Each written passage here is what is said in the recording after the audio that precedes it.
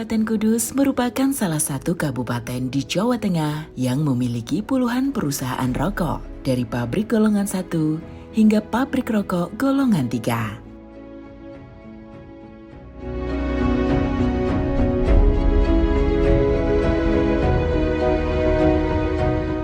Dengan keberadaan puluhan pabrik rokok tersebut, Kabupaten Kudus menjadi penyumbang devisa negara terbesar melalui pita cukai yang disetorkan ke kantor Bea Cukai Kabupaten Kudus.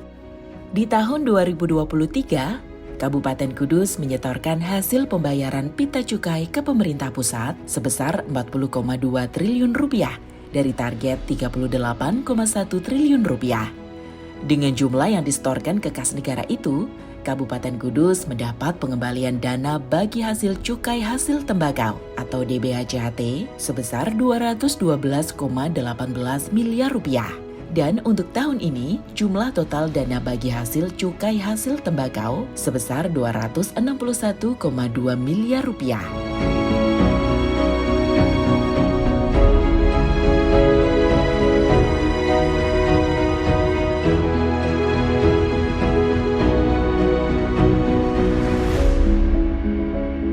Sesuai Peraturan Kementerian Keuangan Nomor 215 Tahun 2021 mengatur tentang penggunaan, pemantauan, dan evaluasi DBHCHT, prosentasenya adalah 50% untuk bidang kesejahteraan masyarakat, 40% untuk bidang kesehatan, dan 10% untuk bidang penegakan hukum.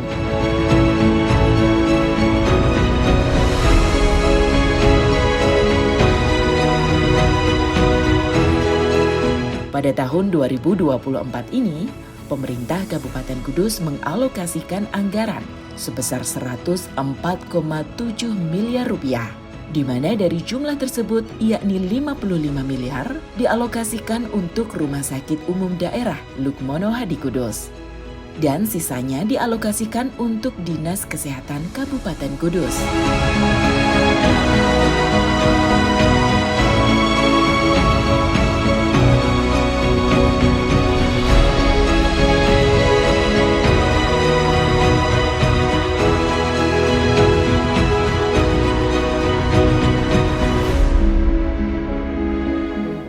Tahun anggaran 2024, Kabupaten Kudus mendapatkan alokasi DBHCHT sebesar 212 miliar. Sesuai dengan PMK 215 tahun 2021, alokasi penggunaannya pun disesuaikan dengan aturan tersebut. Kemudian di pertengahan tahun itu kita dapat informasi dari surat edaran Menteri Keuangan ada kekurangan salur sebesar 17 miliar, dan kemudian juga rekonsiliasi Silpa di tahun 2023 yang bisa digunakan kembali di tahun 2024 itu ada 31 miliar. Jadi secara total yang dianggarkan sampai dengan perubahan APBD, total DBHCHT-nya 260 miliar. Jadi sebagaimana saya sebutkan tadi, untuk PMK 215/215 tahun 2021 itu ada proporsi belanja yang harus dipatuhi. Jadi untuk Kesmas itu sebesar 50%, kemudian untuk penegakan hukumnya 10%, dan yang untuk kesehatan 40%. Dan itu di sisi yang boleh dialihkan, itu yang di sisi penegakan hukum apabila dianggap terlalu besar dan bisa dialihkan, bisa digunakan untuk prioritas daerah. Dan juga dengan yang Kesmas tadi, untuk bina lingkungannya dan juga untuk konektivitas, itu bisa dialihkan juga ke prioritas daerah. Dan untuk tahun 2024 dengan besaran total 260 miliar tadi dengan adanya kurang salur dan juga silpa, maka 40% untuk kesehatan itu kurang lebih sekitar 104 miliar. Jadi untuk bidang kesehatan kalau di Kabupaten Kudus karena alokasi kita besar, terbesar di Jawa Tengah ya. Jadi kita gunakan untuk 2, Dinas Kesehatan dan juga digunakan untuk RSUD. Jadi kenapa Dinas Kesehatan? Karena FKTP pelayanan tingkat pertamanya kan di Puskesmas. Jadi itu yang kita prioritaskan. Dan karena juga RSUD itu juga bisa menggunakan DBHCHT, kita alokasikan juga untuk DBHCHT di RSUD. Jadi 2 itu, di Dinas Kesehatan juga dapat, di RSUD juga mendapatkan alokasi. Nah, jadi untuk pembelian alat kesehatan, untuk kalibrasi, pemeliharaan alat kesehatan itu bisa. untuk pembangunan gedung itu juga bisa, pemeliharaan gedung juga bisa. Jadi kalau di Dinas Kesehatan selain untuk rehab, kemudian baik itu puskesmas maupun pustu, pembelian alat-alat kesehatan, kalibrasi alat, itu juga untuk pengadaan ambulan, itu juga bisa diperkenankan. Kemudian juga untuk pembayaran premi UHC BPJS Kesehatan, itu juga kita alokasikan dari DBHJAT yang kita tempatkan di Dinas Kesehatan untuk yang DBHJAT untuk pembayaran BPJS Kesehatan itu tadi. Jadi memang 40% 104 miliar secara total itu tadi digunakan di dua organisasi, dalam hal ini Dinas Kesehatan dan juga RSUD.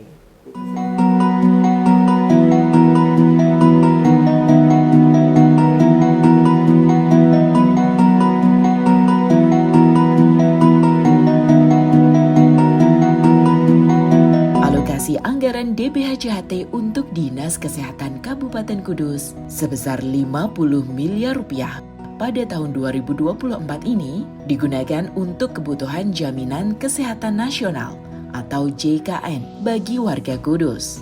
Selain itu juga digunakan untuk rehabilitasi puskesmas, operasional Dinas Kesehatan dan Puskesmas, serta untuk unit pelaksana teknis daerah atau UPTD, Laboratorium Kesehatan.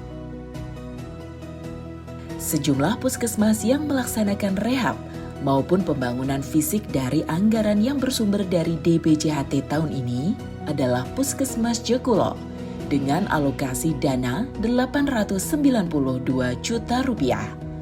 Pembangunan tempat parkir Puskesmas Rendeng Kecamatan Kota Kudus menghabiskan anggaran sebesar 750 juta rupiah. Jadi Dinas Kesehatan untuk tahun 2024 mendapatkan alokasi anggaran DBHCHT sejumlah 50 miliar 218 juta 476.620. Jadi peruntukannya ada beberapa macam. Yang pertama untuk JKN, itu yang paling besar.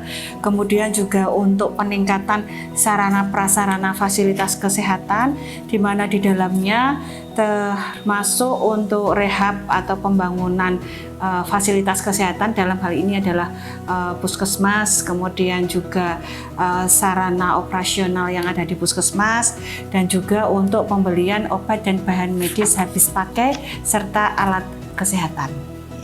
Dan juga media penunjang atau sarana penunjang seperti ambulan, itu masuk di tahun 2024.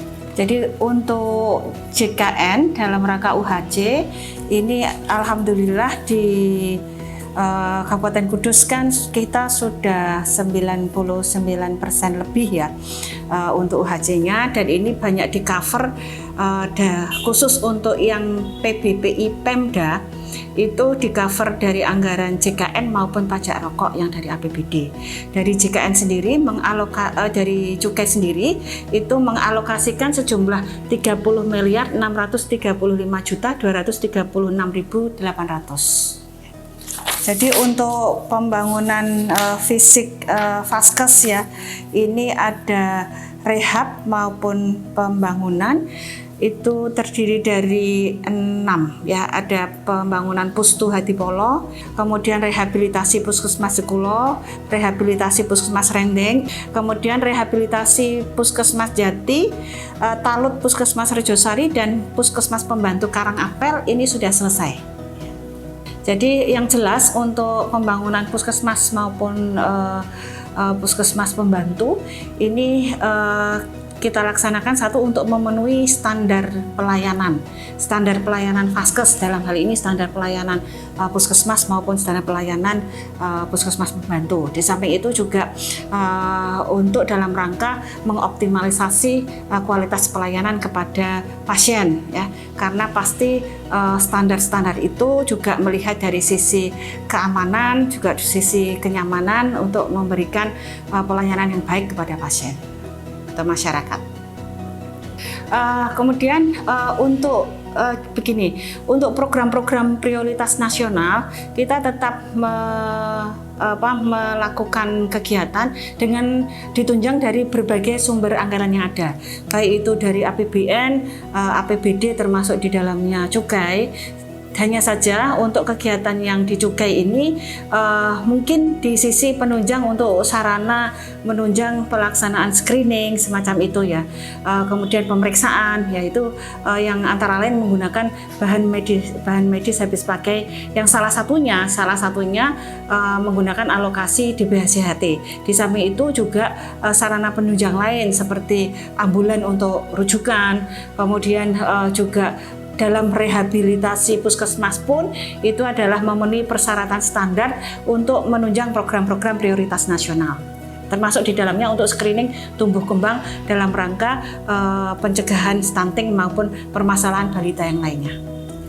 Termasuk di dalamnya yang Cukai ini secara program itu memang ada ya. Kemudian juga yang lebih banyak memang kita memanfaatkan untuk penunjang screening dan penunjang kegiatan DBHCHT untuk penunjang dalam masalah stunting ya. Ini menunjang screening maupun menunjang pelaksanaan kegiatan. Jadi contohnya adalah pembelian bahan medis habis pakai untuk penunjang screening, kemudian sarana prasarana untuk screening tumbuh kembang, kemudian juga untuk pelayanan rujukan. Itu salah satu contohnya yang pemanfaatan DBHCHT untuk stunting. Jadi 2024 ini secara penganggaran untuk cakupan itu kami memang sudah 99,05,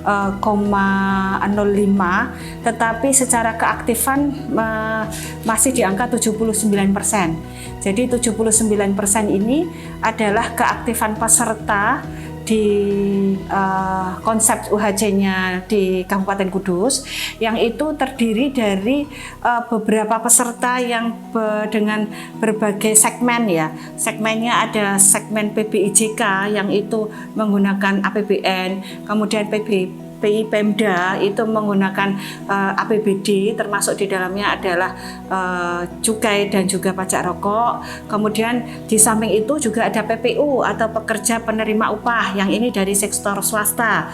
Kemudian juga ada yang dari mandiri, pekerja mandiri ya. Jadi ada beberapa segmen. Sedangkan yang anggaran daerah itu diperuntukkan yang untuk PBPI Pemda. Artinya yang dibayarkan oleh anggaran daerah yang terdiri dari dua sumber anggaran, dari cukai maupun dari pajak rokok.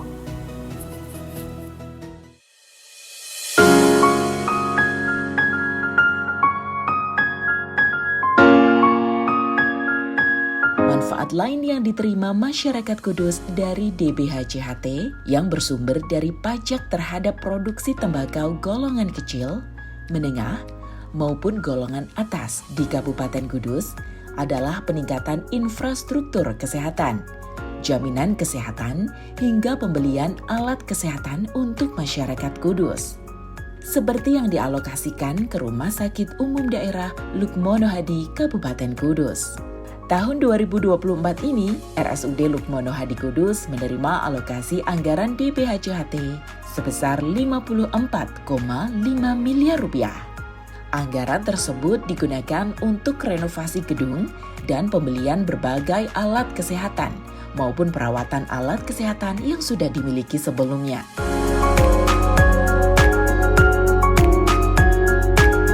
Sebagai rumah sakit umum daerah yang ditunjuk Kementerian Kesehatan menjadi Rumah Sakit Senter Kanker, Jantung, Stroke, dan Urologi atau KJSU, RSUD Lukmono Hadi Kudus saat ini terus berbenah diri. Pada tahun ini, alokasi anggaran yang diperoleh RSUD Lukmono Hadi Kudus dimanfaatkan untuk merenovasi 3 bagian gedung, yakni renovasi laboratorium, renovasi farmasi, dan renovasi gedung Dahlia 1.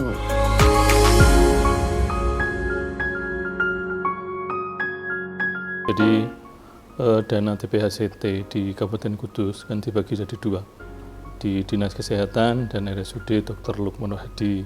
Sementara ini kan satu-satunya rumah sakit umum daerah di Kudus. Efektivitas dana cukai ini menurut kami sangat efektif.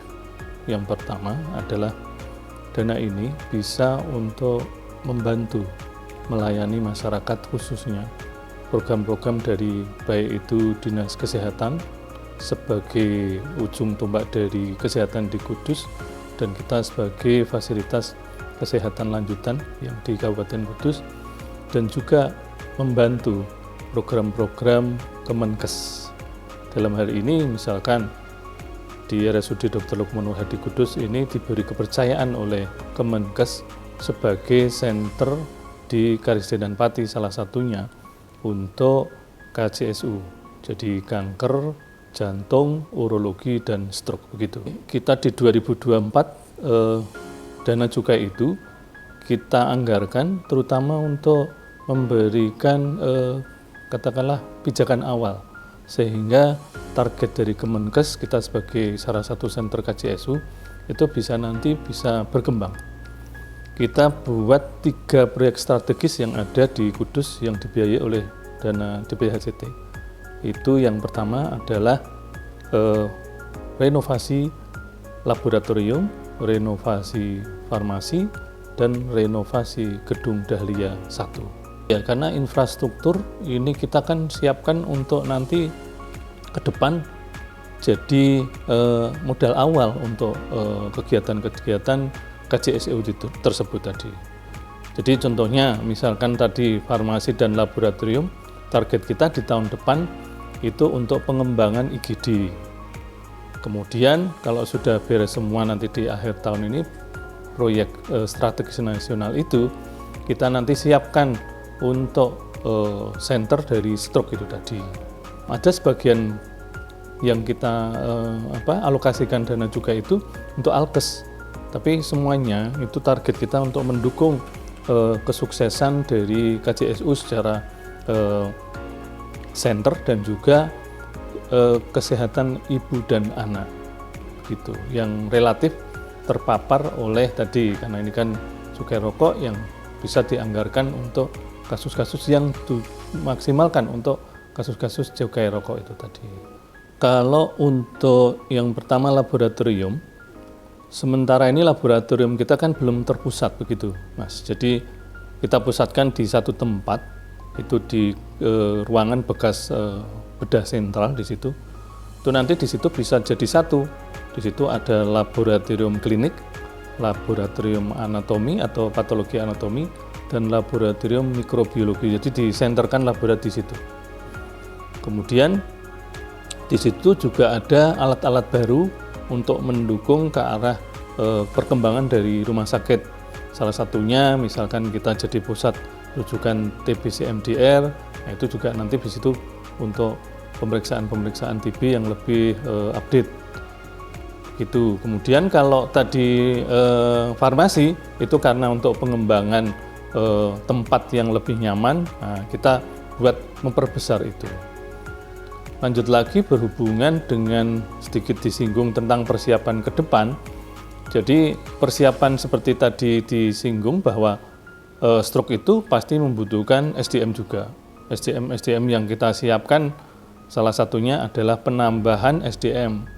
Dalam hal ini mulai di bulan ini kita sudah mempunyai 2 spesialis bedah saraf untuk mensupport, memberikan maksimal pelayanan terutama ke pasien-pasien dengan problem-problem, salah satunya tadi proyek nasional ataupun dari Kemenkes tadi. Jadi kasus-kasus stroke yang ada di kita, biar apa? Biar bisa ditangani lebih cepat. Karena kasus stroke itu kalau sudah terdeteksi stroke, dia harus ditangani kurang dari 4 jam, sebisa mungkin, secepat mungkin. Keberadaan perusahaan-perusahaan rokok legal yang berdiri dan beroperasi di Kabupaten Kudus memiliki andil dan peran besar bagi pembangunan daerah maupun pembangunan negara. Maka itu, diharapkan masyarakat dapat berpartisipasi untuk turut serta memerangi rokok ilegal di Kabupaten Kudus dan sekitarnya. Salah satunya adalah dengan tidak mengkonsumsi rokok ilegal.